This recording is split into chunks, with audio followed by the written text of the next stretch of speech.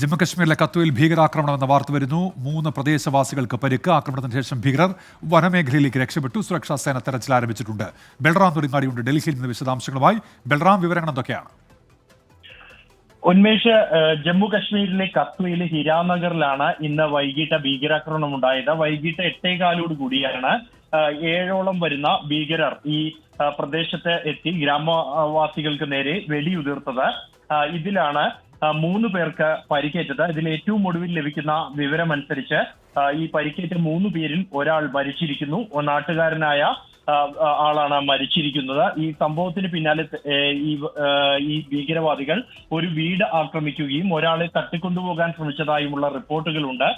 ഇതിന് പിന്നാലെ നാട്ടുകാർ അടക്കമുള്ളവരെ ഇവർ പ്രതിരോധിക്കാൻ ശ്രമിച്ചതോടുകൂടി ഭീകരവാദികൾ ഈ സമീപത്തുള്ള വനമേഖലയിലേക്ക് രക്ഷപ്പെടുകയായിരുന്നു. ഇവിടെ സുരക്ഷാ സേന എത്തി തെരച്ചിൽ ആരംഭിച്ചു കഴിഞ്ഞിട്ടുണ്ട്. എന്തായാലും ഇപ്പോൾ ശരി ബൽറാം, ജമ്മു കശ്മീരിലെ കത്വയിലാണ് ഭീകരാക്രമണം ഉണ്ടായത്. ബൽറാം തൊടിങ്ങാടിയാണ് വിശദാംശങ്ങൾ നൽകിയത്.